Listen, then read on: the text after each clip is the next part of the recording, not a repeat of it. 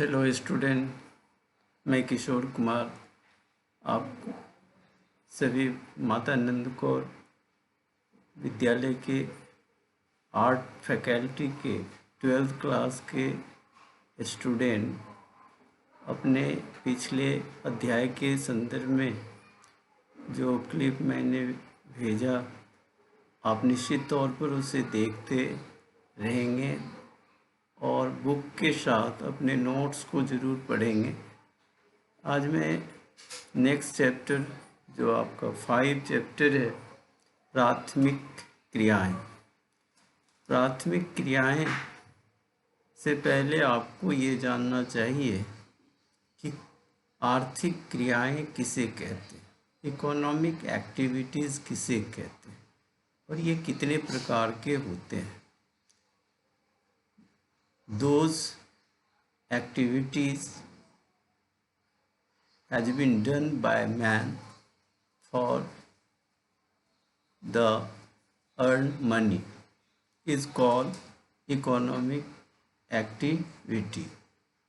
मनुष्य अपने प्रयत्न से धन उपार्जित करने के लिए जो काम करते हैं उसी को हम आर्थिक क्रिया कहते हैं। आर्थिक क्रियाएं 4 प्रकार के होते हैं। प्राथमिक आर्थिक क्रियाएं, द्वितीयक आर्थिक क्रियाएं, तृतीयक आर्थिक क्रियाएं और चतुर्थ आर्थिक क्रियाएं। Primary economic activities, secondary economic activities, tertiary economic activities and quaternary economic activity. अब इन 4 जो आर्थिक क्रियाएं हैं वो अलग अलग चैप्टर में आप पढ़ेंगे। पहला है प्राथमिक आर्थिक क्रियाएं किसे कहते हैं। वह आर्थिक गतिविधियां जो प्रकृति पर निर्भर करता है, प्रकृति के साथ अंतः क्रिया करके मनुष्य जो आवश्यक संसाधन उपलब्ध करता है उसी को हम प्राथमिक आर्थिक क्रियाएं कहते हैं। यह प्रकृति के 5 तत्वों पर आधारित होते हैं। पहला मिट्टी, दूसरा जलवायु, तीसरा वनस्पति, चौथा वाटर, 5वां खनिज। तो ये 5 जो एलिमेंट्स जिसको हम संसाधन कहते हैं, प्राकृतिक संसाधन, ये मनुष्य के लिए और उनके जीवन निर्वाह के लिए परम आवश्यक होता है। आदिम समय से लेकर आज तक मनुष्य इन्हीं 5 प्रकार के प्राकृतिक तत्वों से अंतः क्रिया करके अलग अलग टेक्नोलॉजी के द्वारा, प्रौद्योगिकी के द्वारा वह वैल्यूएबल वस्तुएं अपने लिए, संसार के लिए उपलब्ध कराता है। इसमें जितने भी कृषि कार्य हैं, चाहे पशुपालन के काम हो, चाहे खनिज निकालने का काम हो, या मछली पालन का काम हो, या फिर जो अलग तरह से हम जानते हैं कि खनिज पदार्थों के निकालने के जो तरीके होते हैं, ये सब आर्थिक क्रियाएं, प्राथमिक आर्थिक क्रियाएं। आज हम इन 4 प्राथमिक आर्थिक क्रिया को 4 वर्गों में बांटेंगे। पहला जो वर्ग होगा वह आदिम काल के जो जीवन निर्वाह पद्धति था जिसको हम आखेट, दूसरा हिंदी शब्द होता है शिकार, हंटिंग एंड भोजन संग्रह। ये आदिम कालीन जो जीवन निर्वाह के तरीके मानव ने सर्वाइवल के लिए, अपने जीवन को चलाने के लिए करते थे, उसको हम समझेंगे कि आखिर क्या होता है, और दूसरा भोजन संग्रह क्या होता है, क्या आज यह प्रासंगिक है। आखिर आप सभी जानते हैं कि जब मनुष्य के पास आदि समय में जब कोई प्रौद्योगिकी संसाधन नहीं थे, औजार नहीं थे, ज्ञान, आधुनिक ज्ञान विज्ञान नहीं था, तो वह अपने आसपास जो जानवर होते थे, पशु होते थे, उनका वह पत्थरों से, डंडों से शिकार करते थे। इसको हम आखेट कहते हैं। ये काफ़ी समय तक लोगों के जीवन के निर्वाह का साधन रहा, क्योंकि वह पशुओं को मारते थे। मांस और खाल का उपयोग, मांस भोजन के रूप में, खाल उनके कपड़े के रूप में, और हड्डियां औजार के रूप में काम आते थे। यह आखेट धीरे धीरे पशुओं की जब संख्या कम होने लगा, तो आज पूरी दुनिया इस पर प्रतिबंध लगा दिया है। लेकिन आज भी इसका कहीं न कहीं लोग मारते हैं और शिकार करते हैं, लेकिन वह अवैध है। दूसरा जो पार्ट है वह है भोजन संग्रहण, कंद, फल, मूल। जो मनुष्य खुद फसलों को बोते नहीं, ऐसे जो लोग होते हैं वह कंद, मूल, फल, फूल इकट्ठा करते हैं और उसी को वह अपने भोजन, वस्त्र और शरण के रूप में उपयोग करते हैं।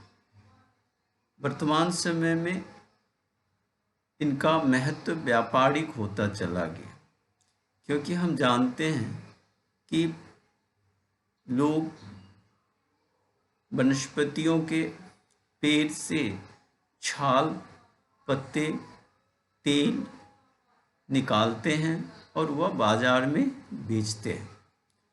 अगर हम कहें कुनैन, कुनैन जो है वह छाल से तैयार होता है। चमड़े को सफाई करने के लिए भी छाल का प्रयोग किया जाता है। पत्तों के उपयोग पेय पदार्थ और औषधियों में किया जाता है। तो आज यह भोजन संग्रहण की जो क्रियाएं हैं वह धीरे धीरे आधुनिक प्रौद्योगिकी के द्वारा संसाधित करके वह वाणिज्यिक व्यापारिक रूप धारण करता जा रहा है। दूसरा जो इसके धीरे धीरे लुप्त होने का और भी कारण है कि ये अब आधुनिक अस्त्र और शस्त्र के द्वारा आखेट नहीं कर सकते, तो प्रतिबंध लगाया गया। दूसरा, भोजन संग्रह के जो व्यापक क्षेत्र थे, अब वह धीरे धीरे एक सभ्य समाज के रूप में विकसित होता जा रहा है। अतः यह जमीन के डिलिमिटेशन, भूमि के डिलिमिटेशन, सीमांकन के कारण अब ये ढूंढ कर खेत खलिहानों से फल फूल अर्जित करना अब कठिन हो गया। दूसरा जो इसका प्राथमिक आर्थिक क्रिया का जो पार्ट है वह है पशुपालन, पशुचारण भी कहते हैं। पशुचारण दो प्रकार के होते हैं। पहला, चलवासी पशुचारण। चलवासी का सीधा अर्थ होता है कि पशुपालक अपने पशुओं के साथ भोजन, पानी और शरण, शरण का यहाँ अर्थ है आश्रय, के खोज में एक जगह से दूसरी जगह स्थानांतरित करते हैं तो उसे हम नोमैडिक या चलवासी पशुचारण कहते हैं। यह आज दुनिया के 3 बड़े भूभागों पर पाए जाते हैं। पहला प्रदेश जो अफ्रीका, उत्तरी अफ्रीका, अरब होते हुए एशिया के चीन और मंगोलिया तक, जो उत्तरी जो गोलार्ध है उसके सेंट्रल पार्ट्स में, और उच्च अक्षांश जिसको हम कहते हैं कि ये यूरेशिया है या उत्तरी यूरोप है, यहाँ आज भी चलवासी पशुचरण का बहुत महत्व दिया जाता है।